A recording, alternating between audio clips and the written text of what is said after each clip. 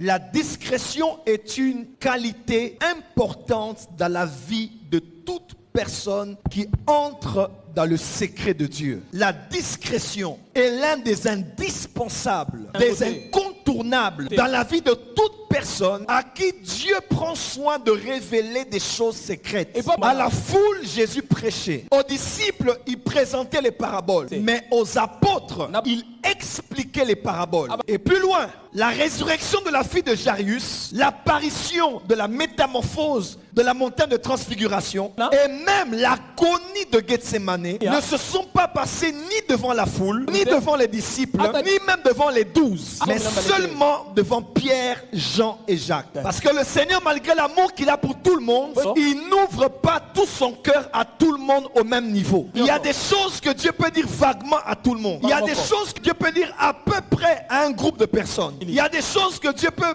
expliquer à beaucoup de gens. Mais il y a aussi des non-dits que Dieu ne partage qu'à certaines personnes très intimes à lui. Dieu vous appelle à l'intercession. Sachez ceci. L'intercession est l'aéroport sur lequel atterrit la révélation. Tous ceux qui entrent dans l'intercession finissent par atterrir dans la révélation. Le prophétique emmène à l'intercession. Et l'intercession amène au prophétique. Je le dis autrement. La révélation est un appel à l'intercession. Et l'intercession amènera toujours une révélation. Je le dis autrement. Celui qui intercède, Dieu le parlera du sujet pour lequel il intercède. Et celui qui a la révélation, Dieu le poussera à prier pour le sujet qu'il a partagé avec lui. L'intercession engendre la révélation et la révélation conduit à l'intercession. Et tôt ou tard, quand vous priez pour un sujet, vous vous prédisposez à entendre Dieu sur ce sujet. Mais alors, il faut savoir que quand Dieu commencera à parler, la première des réactions que Dieu attend de vous, après une révélation, 1, c'est la discrétion. 2, c'est l'intercession. Point barre. Quand Dieu te donne une révélation, il te la donne pour 2 raisons. Dans certains cas de figure, après l'intercession, il y a ce qu'on appelle la transmission. C'est-à-dire, Dieu dit maintenant, ok, je t'ai confié quelque chose comme intercesseur, tu l'as gardé pour toi. 2, tu as prié pour cela, si c'est un bien, afin que ça s'accomplisse, si c'est un mal, afin que ça s'arrête, c'est entre toi et moi. Tu l'as gardé et on a travaillé ensemble. Mais ici, maintenant je t'ordonne, va et transmets. Beaucoup de chrétiens ne savent pas ça. Et beaucoup de chrétiens, après une révélation, il n'y a ni discrétion, ni intercession. Il n'y a même pas transmission, il y a dispersion. Il dort, Dieu lui révèle quelque chose sur une sœur de l'église. 1, il ne garde pas ça. À peine ouvert les yeux à 4 heures, il va chercher quelqu'un en ligne à qui il va dire ce qu'il a vu. Mauvaise attitude. Un intercesseur, il garde ça, il va sur ses genoux parce que Dieu m'a confié quelque chose de privé sur quelqu'un de l'église. Je n'ai pas à chercher quelqu'un en ligne.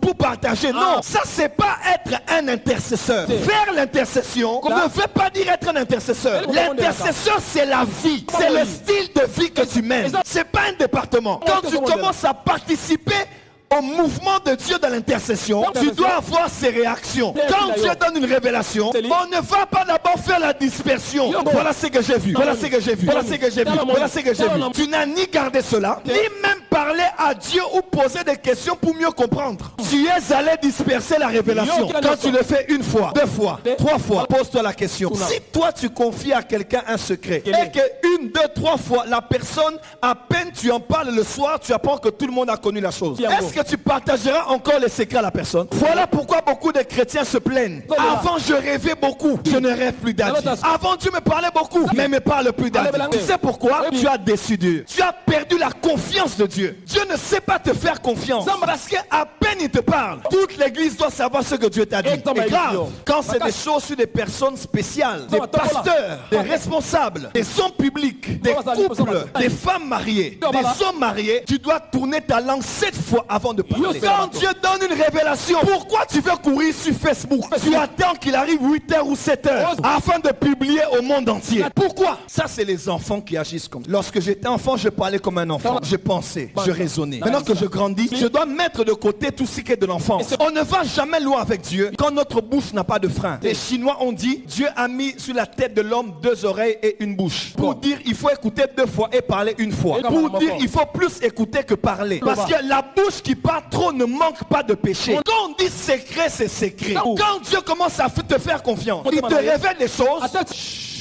partage. Ne cours pas pour raconter. L'homme prudent cache sa science. Mais celui qui est insensé, il partage sa folie. Pourquoi nos églises sont détruites aujourd'hui? Pourquoi les gens ne veulent plus se confier chez les pasteurs? Toute révélation n'est pas pour une transmission. Il y a des révélations qui ne sont là que parce que Dieu veut faire de toi son ami.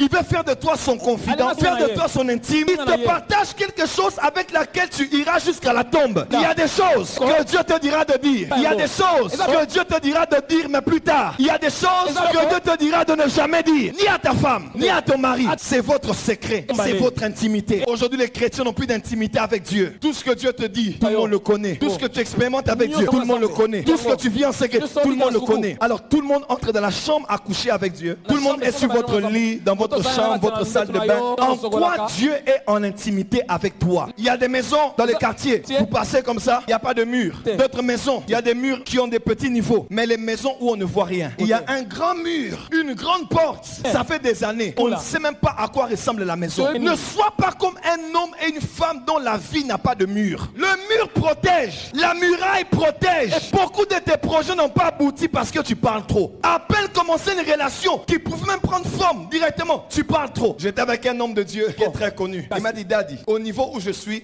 il est très populaire. C'est difficile de choisir. Alors je me dis, bon, je ne peux pas me cacher longtemps. Il faut quand même que j'ose parler avec quelqu'un. Il me dit, à peine j'ai voulu parler avec la sœur. Parce qu'il faut, je ne vais pas te dire, Dieu m'a dit, je dois d'abord te connaître. On doit devenir des amis. Quand je descends un peu vers son niveau, il m'a dit qu'elle est abaissée. Non, c'est juste qu'il est très populaire. Quand je voulais seulement descendre pour ne fût-ce que m'ouvrir un peu. À peine j'ai commencé à vouloir parler, elle avait déjà dit à 15 personnes de la porter en prière parce qu'elle sent déjà que l'homme de Dieu vient pour l'épouser. Même si je voulais m'approcher vers elle, j'ai fait 15 pas en arrière. Parce qu'il y a des gens qui partagent des sujets de prière aux gens à qui il ne faut même pas parler. On ne parle pas à quelqu'un parce qu'on a envie de se défouler. On parle à quelqu'un qui va t'accompagner et te donner une solution. Ne donne pas à tes ennemis les armes de te détruire quand il ne le faut pas. Il y a un niveau dans le prophétique. Il y a un niveau des expériences où on parle de secrets. Eux parlent d'ésotérique, d'occulte, d'initiatique. Et ce sont ces gens-là qui gouvernent le monde, qui sont les milliardaires, les grands politiciens. Avec Dieu, c'est ça aussi. Mais les grands ont une face ouverte et une face cachée. Des choses que les gens doivent savoir et des choses que les gens ne sauront pas. La discrétion, c'est l'attitude de quelqu'un qui veille à ne pas gêner les autres, à ne pas s'imposer, à avoir du retenu, de la réserve. La discrétion, c'est le caractère de ceux qui n'attirent pas l'attention de manière discrète. La discrétion, c'est pas juste manquer de parole, c'est se fondre dans la masse. Nous sommes dans un monde de show-off. Tout le monde aime se montrer. Des fois dans la vie, il faut faire profil bas. Il faut faire profil bas. Il faut faire profil bas.